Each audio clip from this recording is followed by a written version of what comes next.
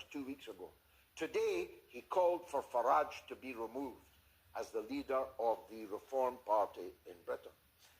Today, he called for Farage to be removed as the leader of the Reform Party in Britain. He's not making any bones about who he thinks should replace Nigel Farage. The jailbird, the convict, the Nigel Farage. The jailbird, the convict, the multiply imprisoned, multiply named, little jackbooter, now going by the name as prisoner Tommy Robinson. Tommy Robinson, whose real name is Stephen Yaxley-Lennon, changed it to Tommy so he could appear more proletarian. Know what I mean?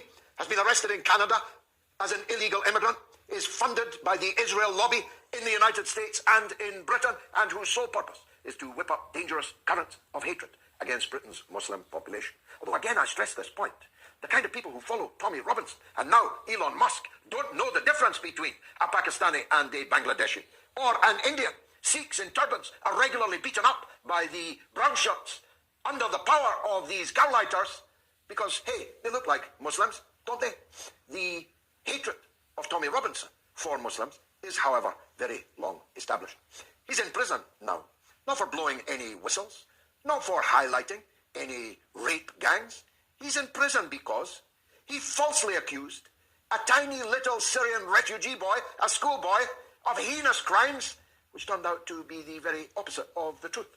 And substantial damages were were ordered by the British courts against Robinson, that he had to pay this defenseless little Syrian refugee boy.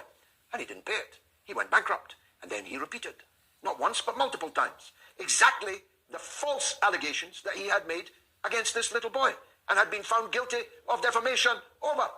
So he was sent to prison for contempt of court. Maybe Elon Musk digs contempt of court. Maybe he's in favor of beating up little Syrian refugee boys. Actually, on the evidence of the last few days, I'd say it was pretty certain that he was. Unless the Syrian refugee boy could grow up into, I don't know, a computer kind of guy, then maybe Elon would bring him in on $9 an hour to program big tech.